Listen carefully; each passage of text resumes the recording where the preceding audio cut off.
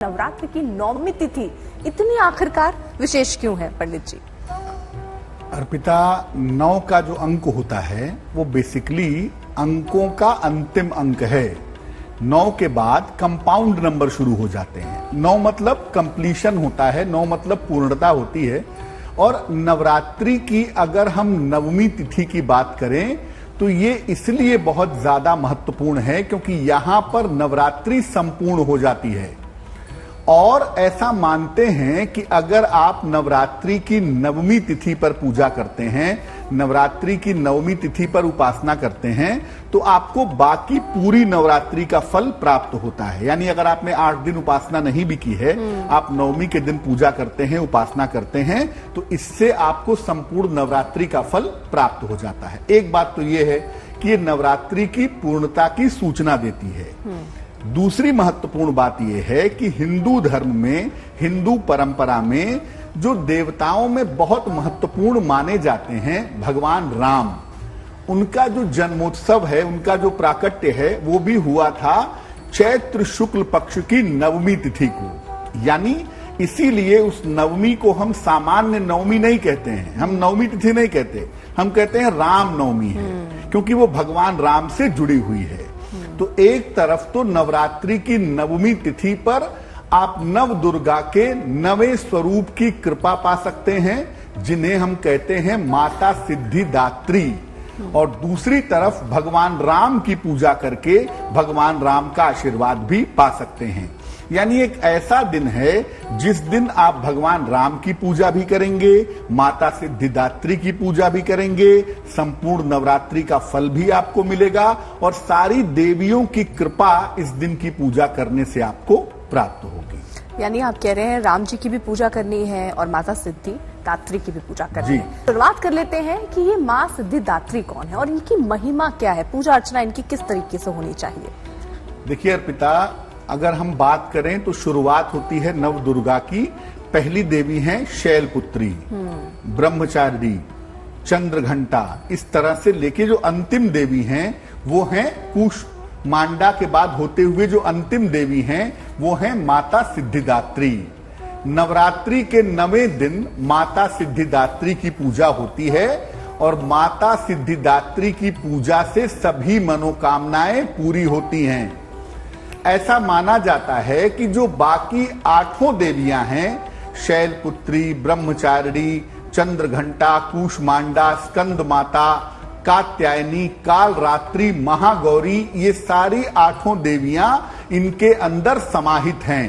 तो नवमी के दिन जब आप माता सिद्धिदात्री की पूजा करते हैं तो आपको इनकी कृपा तो मिलती ही है, इसके अलावा आपको सारी देवियों की कृपा प्राप्त होती है।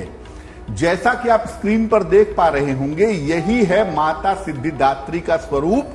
कमल के पुष्प पर बैठी रहती हैं और इसी स्वरूप में इनका ध्यान किया जाता है। विशेष रूप से नवमी पर इनको अलग अलग तरीके के सुगंधित फूल अर्पित करके इनकी पूजा की जाती है।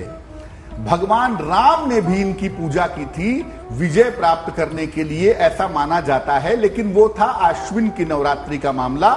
इसमें यह है कि नवमी के दिन भगवान राम माता सिद्धिदात्री का आशीर्वाद लेकर के उनकी कृपा प्राप्त करके जन्म लेते हैं और भगवान राम की विशेष कृपा प्राप्त होती है। अब देवी को पूजा में शहद अर्पित करते हैं, विशेष होता है उनके लिए। आप शहद अर्पित कर सकते हैं नवमी तिथि के दिन, बाकी आप जो भोग चाहें लगाएं, उसमें कोई दिक्कत नहीं है।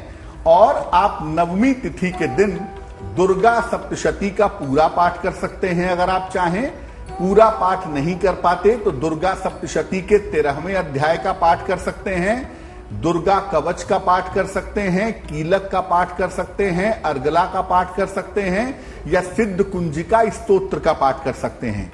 और कुछ नहीं कर पाते तो कम से कम दुर्गा चालीसा का पाठ तो कर ही सकते हैं, सरल भाषा में लिखी हुई है।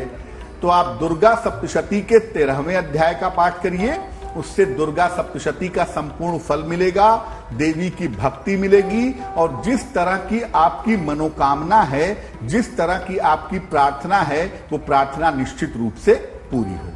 पंडित जी, अब चैत्र नवरात्रि में कैसे करें श्री राम की पूजा, इसके बारे में भी बताइए। जी, देखिए, नवरात्रि से भगवान राम का बहुत गहरा संबंध है।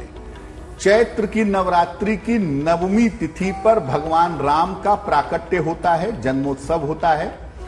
और आश्विन की नवरात्रि में भगवान राम महानवमी की पूजा करके रावण का वध करते हैं। दोनों ही नवरात्रियों से भगवान राम कनेक्टेड हैं।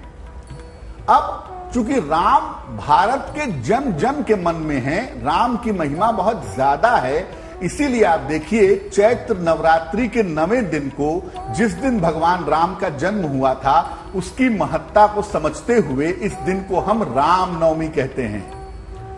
दोपहर के समय में अभिजीत मुहूर्त में मध्य दोपहर में भगवान राम का जन्म हुआ था। कर्क लग्न, कर्क राशि और पुनर्वसु नक्षत्र, इसमें भगवान राम का जन्म हुआ था। और दोपहर के समय में भगवान राम की पूजा की जाती है। एक बात समझिए कि आप माता सिद्धिदात्री की पूजा नवमी पर सुबह भी कर सकते हैं, शाम को भी कर सकते हैं, मध्य रात्रि में भी कर सकते हैं। लेकिन भगवान राम की जो पूजा होगी राम नवमी पर, वो दोपहर के समय ही होगी, जब उनके प्राकट्य का समय हुआ था, मध्य दोपहर में। और कैसे पूजा करेंगे? श्री रामचरितमानस का पाठ करेंगे, खासतौर से बाल कांड का, जिसमें भगवान राम के जन्म का विवरण है, उसका पाठ करिए। या बहुत सारे मंत्र हैं भगवान राम के, जो आगे हम आपको कार्यक्रम में बताएंगे। उन मंत्रों का जप भी आप भगवान राम के समक्ष कर सकते हैं। आपको ऐसा पता होगा कि संतान प्राप्ति के लिए ज्यादातर लोग भगवान कृष्ण की उपासना करते हैं। लेकिन राम नवमी के दिन अगर आप भगवान राम के बाल स्वरूप की उपासना करें, बाल रूप में भगवान राम की उपासना करें, तो संतान की प्राप्ति आसानी से हो सकती है। यानी अगर आपको संतान की प्राप्ति नहीं हो पा रही है, तो आप राम नवमी के दिन दोपहर के समय में भगवान राम के बाल रूप की पूजा करें और पति पत्नी एक साथ भगवान राम से प्रार्थना करें। निश्चित रूप से उनको संतान की प्राप्ति हो जाएगी। बिल्कुल, तो इस तरीके से जो विधि विधान पंडित जी बता रहे हैं, उसके हिसाब से अगर करते हैं तो मनोकामना जो है आपकी वो पूरी हो सकती है। लेकिन पंडित जी, आपने रामनवमी का जिक्र किया कि दोपहर में राम की पूजा कीजिए, बाकी देवी की पूजा आप सुबह शाम कर सकते हैं। क्या ये सारी पूजा एक साथ भी हो सकती है? राम की पूजा लोग शाम को जब पूजा करते हैं तो सुबह वही माता की भी पूजा हो गई, राम की भी पूजा हो गई, क्या ये करना सही होगा, या जो वक्त निर्धारित है उसी निर्धारित वक्त में ही सही फल के लिए करना चाहिए पूजा पाठ? देखिए अर्पिता, नवरात्रि समाप्त नहीं हुई है, नवमी तिथि है। और जैसा हम जानते हैं कि नवरात्रि की पूजा मुख्यतः रात्रि की पूजा होती है। तो जो महानवमी की पूजा होगी माता सिद्धिदात्री की, जैसा कि अर्पिता जी ने पूछा, आप चाहें तो सुबह के समय में माता सिद्धिदात्री की पूजा कर लें, साथ ही साथ दोपहर के समय में भगवान राम की पूजा कर लें, या दोपहर में पहले माता सिद्धिदात्री की पूजा कर लें, फिर भगवान राम की पूजा करें। लेकिन भगवान राम की पूजा दोपहर में ही होगी। माता सिद्धिदात्री की पूजा आप सुबह कर लें, दोपहर में कर लें, शाम को कर लें, या महानवमी की पूजा करनी है तो आप रात के समय में कर लें, कोई दिक्कत नहीं है। लेकिन भगवान राम का जिस समय जन्म हुआ था उसी समय उनकी पूजा होगी। भगवान कृष्ण का जन्म भी मध्य रात्रि में हुआ था। भगवान कृष्ण की जन्माष्टमी भी देखिए मध्य रात्रि में मनाई जाती है। तो भगवान राम का चूंकि जन्म ही मध्य दोपहर का है, इसलिए उनकी पूजा तो दोपहर में ही करना है आपको, वो जरूरी है। माता सिद्धिदात्री की पूजा चूंकि नवरात्रि चलती रहेगी, तो आप सुबह, दोपहर, शाम या मध्य रात्रि में जैसे आप बाकी साधना कर रहे हैं, जैसे आप बाकी पूजा कर रहे हैं, वो पूजा आप कर सकते हैं।